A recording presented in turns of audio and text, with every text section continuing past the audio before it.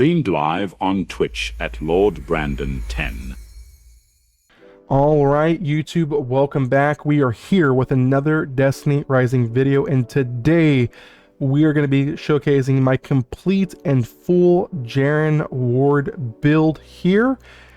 Just before we get started, as always, guys, I just want to let you know if you guys are needing any help with Calamity, the cycle, or anything like that, any help in the game, please check the pinned comments on this video. There will be a link to my Discord server. Click on that, join in, get notified when I go live on Twitch, or go follow me on Twitch, link in the description, and make sure to like, comment, subscribe. It's going to show this video a lot of love and support and get those out to the people who need it to build their Jarens up. With that being said, let's get started into it. This is my build. We're going to start off, of course, with the weapons, the light link companions, the artifacts, talent trees, relic abilities, how it all ties into your regular gameplay loop. And yeah, so starting off with my light link companions, I'm running Wolf for my solar ability boost and the ability enhancement from Atoll. Then going into my weapons, I am running the Last Word, fully maxed out with all the catalyst bands and catalyst boost. There are some, people saying in the community that they're running things like Crimson or Old Prefect.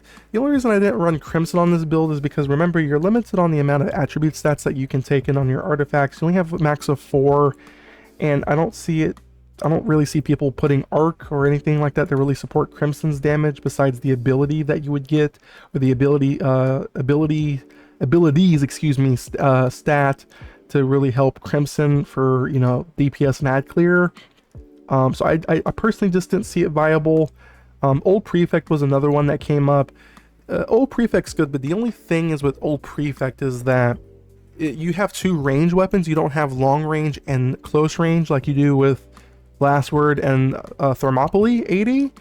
But yeah, that's just, you could swap out Old Prefect. It would do okay, but you're not going to have the range. You'll be close up on everything. But Old Prefect, what's cool is, and I'll show this right here, what's really cool with Old Prefect, if I quickly expend my my Wailing Light and I just shoot the boss, as you guys look, the tick damage on Old Prefect actually builds up 7 of the stag totem. So it's actually insane. So you can sit here, fire away, stack up those stag totems, and literally in one clip get more than halfway on your stag totem, which is actually insane, and do really good damage while you're close up. So it could be a good option for those of you who want to try it. I will end up building it just to see how it shapes up in endgame. Next we have Thermopylae 80. I did a video on this already of the roles that you should go for, but just to kind of reiterate it here, I'm running Spinosaurus shots with Karmic Reward, of course, with the exotics mods matching everything that I have. If you want a more detailed explanation on why I chose this shotgun and these roles, check out the video that I've done on the channel with the Thermopylae 80. Now, going into the artifacts, and then we'll go into the relic abilities on how your regular gameplay loop is going to look with everything that I'm running here. Alright, for artifact 1, you're going to want Unrelenting Sub-Gravity. So essentially what's going to happen here is the artifact perk states that you're going to take 24% less, or minus 24% damage while airborne. I found that that's going to be really, really good. You don't really need a healing one here in this first slot, because remember, his second node on his relics is going to allow him to heal with Wailing Light or any of his abilities. For the stats here, I am running health boost, shield boost, and health bonus.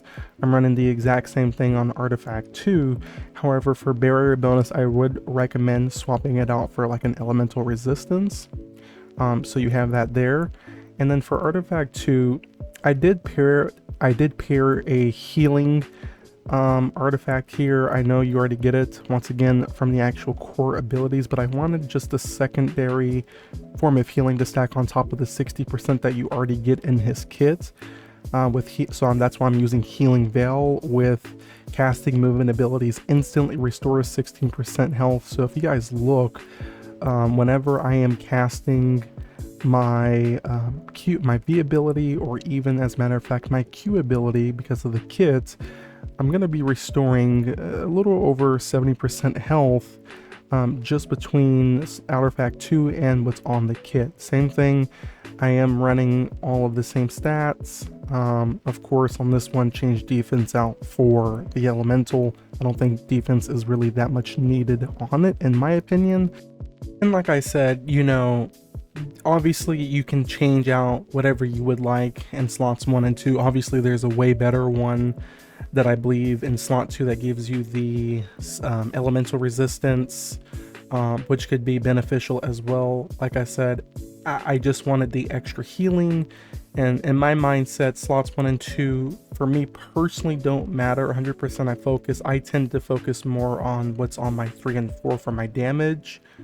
But since he's a movement character and he kind of has like that Ning Fade kind of tech where he's able to move fast, I wanted something similar to him, and I wanted the additional. I just wanted to play safe, and I wanted the additional heal, which is why I went with Healing Veil. But like I said, there's tons of options that you guys can go through. I found that this was by far the best for me. I was able to clear the expanse pretty quick. You know, on the level 40 version, I didn't have any issues. I did pretty good damage. So let's go ahead and now going into the third slot. I am running Courageous Plantesimal. I'm going to explain why in just a second. But for my stats, I'm running Weapon Enhancement, Ability Strength, and Solar Boost as the top 3. And then on the slot 4 for my exotic, I'm running Signature, because that will buff your Blazing Shot if you're doing your Q ability. And casting abilities grants 18% damage bonus for 10 seconds. The reason why I am running this compared to, let's say, the newest one, I don't know if I have it on me so I can showcase it to you guys, but the newest artifact, which is where if you're doing, I believe it's like if you have the elemental resistance or health or whatever it is, you get the increase in damage for all damage, and I think it's like 26% for 6 seconds. It's only like a 6% difference in damage, and you get more time on Courageous Plantesimal. And I personally preferred the more uptime on the extra damage overall, versus the extra 6% that I get with the less time. That's just me though, but by all means, run what you would like. This is just what worked out best for me in my level 40 expanse runs and things like that. Then last but not least, I am running Obstructing Perturbation, excuse me. Same artifact stats with the added on Signature Boost. This says attempting to inflict a combatant within a 20-meter radius with blind increases the wielder's damage by 25% for 8 seconds. This is literally god tier, because you are going to be blinding all the time on Jaren whenever you're proccing your V ability and close proximity, because you will have to be in proximity close proximity most of the time to blind. You're going to get that free 25% for 8 seconds. Of course, that's going to stack with the first one, and that's just going to be great damage all around. Now, once again, ability strength is another key attribute on this artifact, or on these artifacts, because whenever you're proccing your Q ability or your V ability, you're going to get the increased weapon damage as well. And so whenever you are looking at things like your relics, which is what we're going to get into now, whenever you get your stack totem up to 48 and then you use your ability, that instance you're going to get the ability and the increase in weapon damage, and you're already going to have solar and all these other ways to up your damage, and it's just going to stack so well with the damage. It's going to do literal like godsend numbers. And once again, guys, that's just the artifacts that I chose for artifacts 3 and 4. Like I said, I chose Courageous because, for example, you have things like Valiant Perturbation that you can get on slot 3, right? And it's, you know, states simultaneously having damage resistance and movement speed bonus applied by the wielder's own abilities grants 25% bonus. So if you pair your 1 and 2 right, you can easily get this, and I believe it's for 6 seconds. But in my head, I told myself, well, the damage is good. Yes, you would get more damage running the Valiant Perturbation. So if you were just focusing on damage alone like I am, then obviously, yes, this is a good play and a better play. However, with this being 6 seconds, I get, I believe, 10 seconds or whatever it was I just said for the Courageous or for the Plantesimal, and I'm getting 10 or 8 at 18%, so I'm getting 7% less. I'm still getting a good deal of damage. Obviously not 25, I'm getting 7% less, but I'm getting it for longer, and I feel like it's, in my opinion, better for those longer periods of time, at least in my opinion. But you also have other options like Valiant Subgravity. To be honest, it's good. Yes, it's 22% damage while airborne, but keyword while airborne. I have actually seen some Jarens run this, and like I said, I'm not knocking it. I'm not going to be in the air 100% of the time to take advantage of the 22%. But hey, it works. You know what I'm saying? So if people like that, then that is also an option. So just keep your options open. Like I said, that's why I'm putting this information in the video as well, so that way you can educate yourself on what you want to choose and have those different options on what you would like, and just choose what you think is best for you. Even in slot 4, I've seen Jarens run things like Bellicose Plantesimal and Valiant Veil. Bellicose states, at tier 5, casting signature abilities grants 30% weapon damage for 6 seconds. I mean, if you were wanting to spec into your shotgun, I could see this would be a good option, but I don't think it's, to be honest, I don't think it's going to be the key move.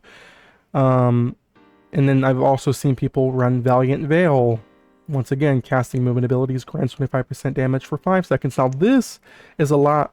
You're going to see a lot of Jarens that run Valiant Veil, but once again, it's for 5 seconds. You're getting 25%, and yes, that's good. So every time you proc your V ability, yes, you're going to get the 25%, and yes, that's huge. You're going to do a lot of damage, but that's for 5 seconds. But when you compare it to what I have, the Obstructing Perturbation, anytime I do my V ability anyway, which is the movement ability, and I'm within the 20-meter radius, I'm getting 25%. I'm getting the same damage for 8 seconds. So I'm getting an additional 3 seconds on top of what Valiant was already giving, and it's the same ability. It's literally the same exact ability. The only difference between Obstructing Perturbation and Valiant is that Obstructing, you have to be within the 20-meter radius. Valiant, you don't have to be within a 20-meter radius. It's just whenever you proc your V ability or your little, for people who are mobile, the little blind ability that propels you forward, that dodges you forward with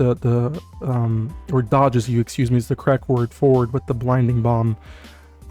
So like I said, you have 2 great options. I don't really think Bellicose Plantesimal is really the play here. I've seen a lot of Jarens run it. I just don't think it's the play unless you're really somehow speccing into the shotgun, but yes. So that's what I'm running. Of course, I have all 3 of the relic traits upgraded, with everything maxed out. My talent tree is only T2. I'm kind of sad though, because if you do get it to T4, you do get the increase in damage whenever you do proc your Wailing Light from your stacked totems, and that's going to increase it by 30%. I actually had an interesting talk with someone over on YouTube. He was saying that he was getting like 7 mil, or actually with Revoker, someone that's in our community, excuse me, he actually tested this. I was doing 5.6 mil on the Shinka in our practice test with Thermopylae, just Thermopylae only. I was getting like 5.6 to like 6 mil. He was getting a consistent 7 to like 7.7, and that's because of the T4 buff here on Jaren, where you get that increase in damage. Unfortunately, I was free to play this season, so the best I was able to get it to was T2. I'm starting to save my materials again for the next banner. So with that, that is the Jaren build here for you guys today. If you guys have any questions whatsoever in the video, just let me know either in Discord or in the comment section. But he's a real simple unit, guys. He really is. You go in, you shoot stuff, you build up your stagged totem. Sorry about that, guys, but yes, it is a real easy combo. You shoot stuff, you you're building up your stag totem on the bottom. Once you get to the 48, you cast your ability, you get the Wailing Light, you deal your increased damage. It's literally simple. He's a real simple unit to play. You always start off with your V ability first, get the blind. That's going to buff if you're running signature, your blazing shot. So yeah, that's the Jaren Ward video. Once again, check me out over on the Twitch at LordBrandon10. We'll see you guys in the next Destiny Rising video. Peace!